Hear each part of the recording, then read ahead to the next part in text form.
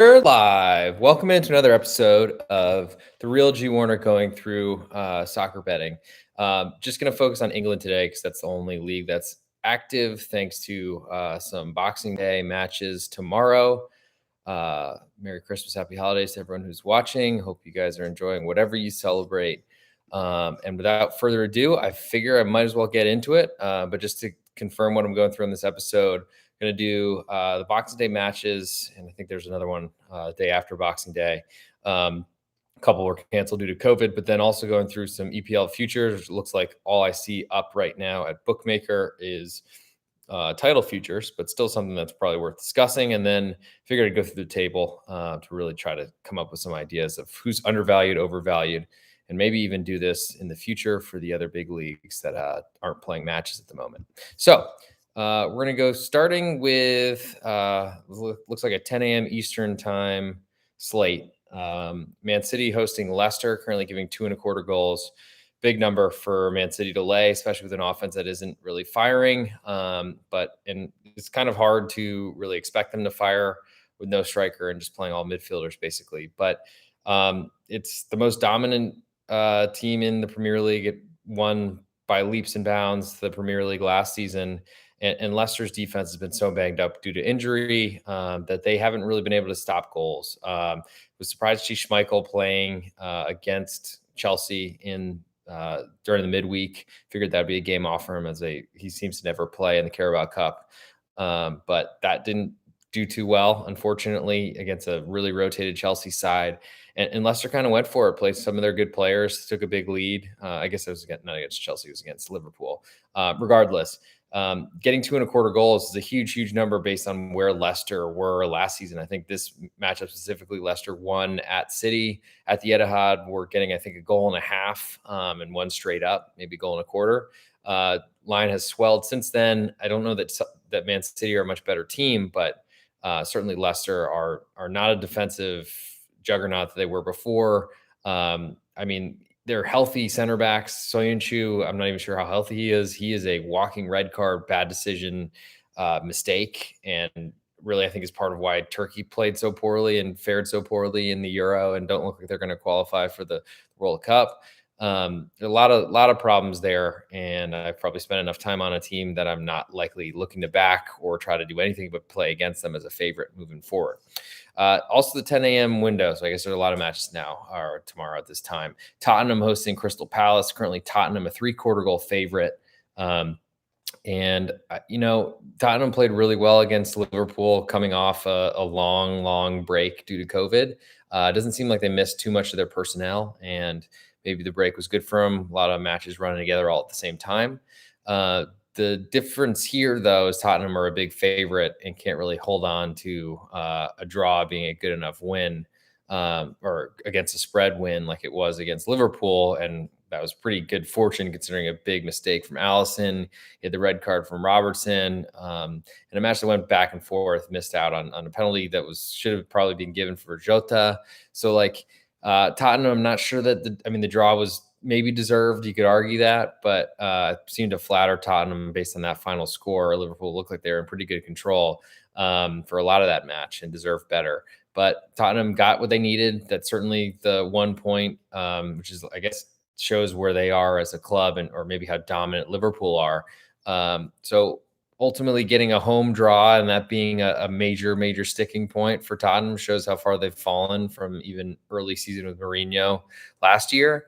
But Crystal Palace enter with some fanfare because their offense has been better this season. I still think their defense is really problematic. And if Harry Kane and Heung-min Son are a little bit more rested and have some ability, that looks like it's been stirred up ever since their COVID pause. That's a scary team to go against, with Crystal Palace having, I think, still offensive issues. I mean, Conor Gallagher has been a revelation for them and might go back to Chelsea in the January window. I feel like that if I was Chelsea, I'd make that happen no matter what the cost was, because money doesn't seem to matter to them. But ultimately, I think Palace, they're in a position where Zaha hasn't done that much. Benteke is good for an 85th minute header, but shouldn't be on the pitch for that long. And all it does is give him more chance to get header opportunities. But I imagine Tottenham will have a lot of possession in this matchup. I think Conte has shown that he's a great manager and will put his team in a good position to win. I don't know that they're great as a favorite, but his inter teams were a little bit different scenario because they were so much better than a lot of the rest of Serie A last season. But um, still, I think this, as an underdog player, the only real option for me here is to back Crystal Palace, and I just don't know that 3/4 is enough. I think if it climbed to 1, I'd be a lot more interested in looking at it deeper. West Ham then hosting Southampton, currently giving half of a goal. It's a big number for West Ham to give, considering their defense in the shambles due to injuries or COVID or whatever the heck they're dealing with. But they're down a ton of defenders. I think it's really long-term injuries. Their offense hasn't been very good. Really, that's not kind of the team that they are anyway. They're a counterattacking or set piece type of scorer, which does make them a little bit of a scary favorite to back. So as an underdog player, as I just said, I'm pretty interested in Southampton, but I think from where I sit, Southampton, their offense is really going to make only a few chances. West Ham should have a lot of the ball in this matchup, and I don't really trust the Southampton defense whatsoever. Hasenhüttl seems to be a good manager, but is very limited or hamstrung by his roster. And that's not changing anytime soon, really. I don't see that changing maybe ever until ownership changes, and I don't see any reason to do that. They're just a middling club in the Premier League, and that's probably just enough for them. And they can make plenty of money, sell off their assets, and develop new ones in the youth program or youth team. West Ham, on the other hand, they need to win this match. They're certainly starting to fall a little bit further down the table than they felt comfortable. Though I don't know that Champions League is ever really a realistic possibility for them. It was the end of last season, and certainly something that they're shooting for this year. But Antonio, with him testing positive for COVID, I just don't know where the goals come from. I mean, maybe Jared Bowen, but he's really tough to rely upon. Had a good goal against Tottenham in the Cup, but that's hard to trust. And I'm just not sure I'm really a believer in what West Ham are putting out there. I just don't know that Southampton at getting a half of a goal is enough, because that still requires a draw or a win without any sort of safety beyond that. Norwich then hosting Arsenal, getting a goal and a quarter at home. Norwich has been playing better, but this is a situation where Arsenal should have a lot of possession here. I think the scariest time is when Arsenal has a lot of space. I'm not sure that Norwich are going to allow that. They do certainly at a home game. This is one of those that they probably want to look at to trying to get 3 points. I think a draw based on where Arsenal sit in Champions League place this season end today is probably will dictate a little bit about the effort and kind of game plan that Norwich puts out there. But they've been a lot better to Dean Smith. And I think Arsenal still leave plenty to. Maybe an easier way for me to say it is that I'm just not a really believer in Arsenal. I feel like they have good players, and the youth movement is taking over and will pay dividends in the future. But I don't think that's happened yet. They still have plenty of problems and flaws that I think, and they're still not very disciplined as a team. But ultimately, Norwich are supposed to be like most likely to relegate. So this might be one of those where it's just Norwich is not anywhere near good enough to hang with Arsenal, which they shouldn't be. Josh Sargent on the pitch is wasting time. Timo Pukki will finish his chance if he gets one in the 6-yard box, but I wouldn't expect them to get much from Arsenal unless it's a big mistake or some sort of like unbelievable creation or creativity that Norwich hasn't shown all season, or really when they were in the Premier League 2 seasons ago. So getting more than a goal, though, is definitely an equalizing factor. The problem is when Norwich is trailing 1-0 late, that'll give a ton of space for Arsenal on a counterattack to win 2-0. So you got to really have some faith in Norwich that they can score a goal here, or at least keep Arsenal off for a really long time. And I don't know that I really believe that. So certainly, gun to my head, lean Norwich, especially home dog. Would hope, based on where the juice is, that this might climb to 1.5. I think that would be a difference, because then you win a full bet on Norwich losing by a single goal.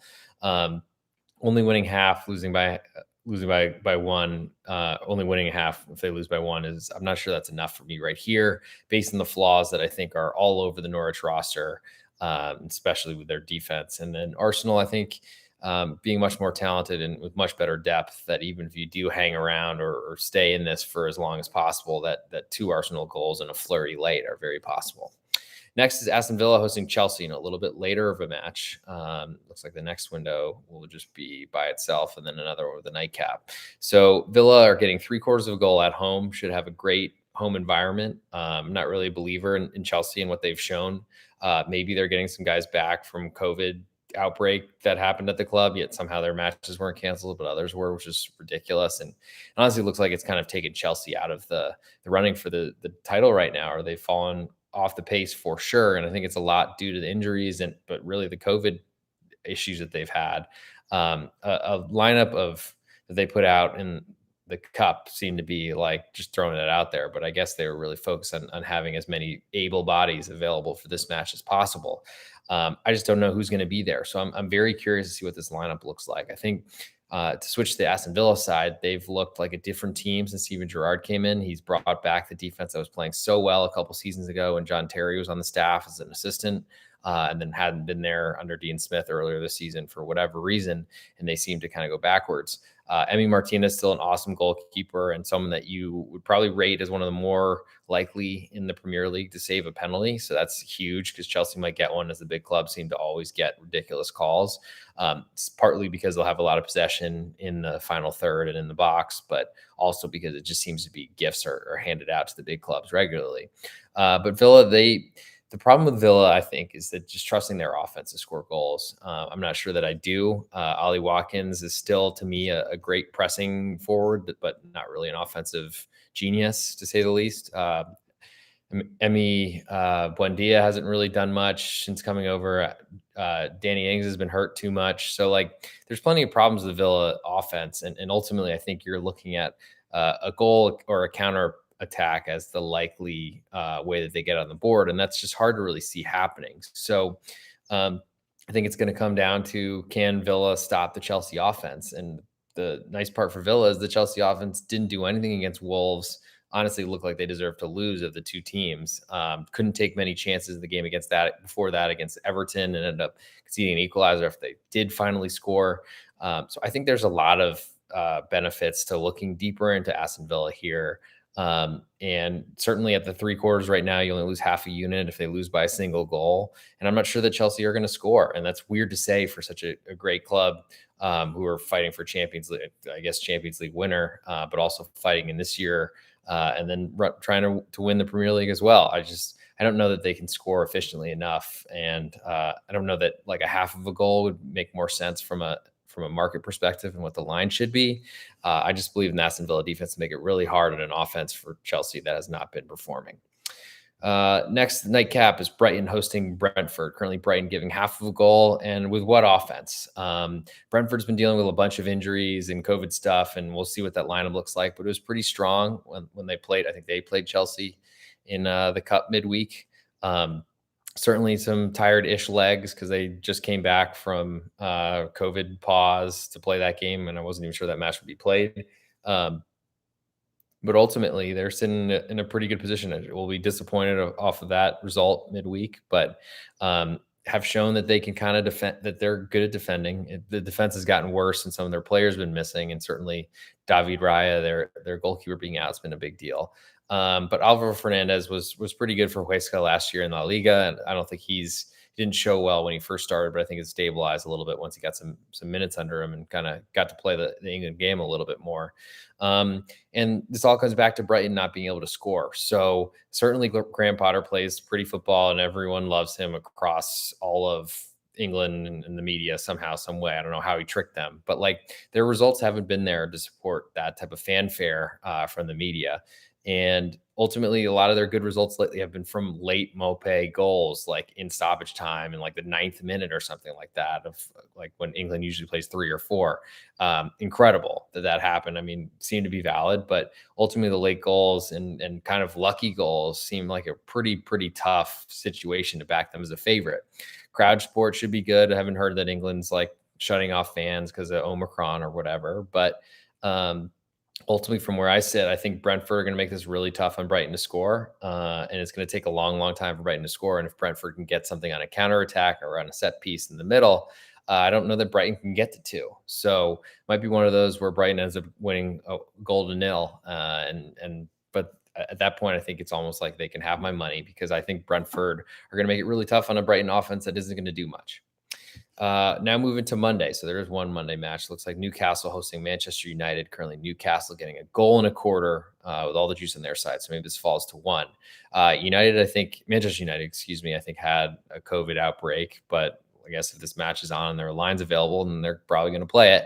I think Ragnick has. I mean, he's learning, or the team's learning how to play under him. It still certainly hasn't been a good look yet. I know that Leipzig really under. I don't know if this is under Ragnick or this is a Julian Nagelsmann thing, but they love to really shut down the middle of the pitch and try to control that area. I don't know that Newcastle are going to put up a ton of defense on that, but Newcastle are basically a franchise or a club in the Premier League that have no Premier League quality defenders, and that's going to be a big problem against United if they're going to push out and try to score goals.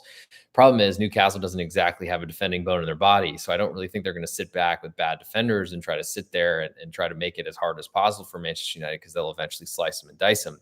So I think this might be more of an open game that does fit exactly what Manchester United had been so good at. I'm not sure that Rangnick has really been loving that, but that's, to me, the best way for Manchester United to play is having the space. And I think Newcastle are in a position where they're trying to be at home. They're trying to probably get 3 points because they're sitting so far down on the table, which we'll get to shortly.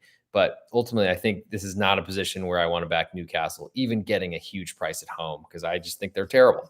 And so that is 1, 2, 3, 4, 5, 6, 7 matches, the Premier League. Hopefully that's all of them. And maybe some decent opportunities to play there, specifically on some underdogs. I think, just to recap, I think Southampton are worth a look, probably won't make the card, but Aston Villa and Brentford look really good to me. So those are the Premier League matches for Boxing Day. I think in terms of looking at the futures, Man City at minus 320 on bookmakers is a pretty respectful number, I think. I think Chelsea now at 14-1 have certainly been falling off the path, which is a big deal for them because they were leading the Premier League just a few weeks ago, and then the injuries and kind of bad form really got to them. Liverpool at plus 360 seems to be high enough that it might be worth a stab, considering how well they've played. City did beat Chelsea. Chelsea drew at Liverpool. City, I think, won at Chelsea. So City's in a great position compared to Chelsea. But ultimately, Liverpool have been thrashing teams and beating them just as badly as Man City really have. And I think there's more that I can trust in the Liverpool offense than I can the City offense. City defense seems to be great, and they're never going to let up more than a goal in a game, it seems. So who drops the points here, and where does that all happen? It seems to be who beats the bad teams and who's going to slip up and draw. And I think Man City, despite having a ton of possession, are still going to be in a position where their goal scoring is much less trustworthy. And I just don't know that Liverpool, with their weakness in the back line or the defense, is really a position that can get taken advantage of by a lot of the teams in this league. It's just, the funny thing is that usually it's the top 6 are so much better, but these 3 teams, including Chelsea, are so much better than the rest of the league that I just don't know that there's going to be a ton of games that Liverpool won't win. So certainly City, with it being ahead right now or in the lead, is the best place to be. But I think Liverpool are going to keep stacking points, and I wanted to back them coming into the season at over 5-1. I didn't do it, and ultimately started to kind of really feel the Chelsea defense, and adding Lukaku seemed like it was going to be the greatest addition to a team that really need goal scoring, and there all of a sudden it was. But Lukaku hasn't really taken it, and I wonder if that's just the Premier League has never really worked out for him, or what to really say about that. But certainly the Lukaku from Inter hasn't been around, and maybe that's just the way Chelsea plays. They haven't really put him in a great position like Conte was doing at Inter. But I think I've soured on that interest in Chelsea, and certainly they need to get through this period with as many wins and as points as possible. And it's already not going well, and they seem to need to win every match because the other 2 sides don't lose. That Liverpool draw to Tottenham was not great, but with some bad luck, and certainly going to be missing Robertson due to suspension for a couple of matches, it seems. But ultimately, Tsimikas, I think, filled in pretty well for him when Robertson was missing early in the season. I expect he'll do the same. And I think I might add Liverpool, seeing where they are now, and just hope that one of those 2 teams, either Chelsea, go on a run, or maybe Man City takes some tough, maybe not wins. Basically, I don't really see them losing much, but maybe not being able to take the full 3 points in a couple of tough scenarios, especially with the fixture overload that's coming in the new year with Champions League coming down and the other cups that they're going to be in with FA Cup and things like that. So I'm going to look a little bit deeper there. Now, going through the table, because we don't really have any other futures available, I think you see Man City up 3 points on Liverpool and Chelsea. So that's, or Liverpool 3 up on Chelsea. So 6 behind Chelsea are of Man City. So that's a pretty substantial lead. Almost, I guess the next match is halfway through the season. Arsenal is the 4th right now in the Champions League spot with a pretty good, but again, West Ham with a game in hand, but 4 points behind is pretty significant.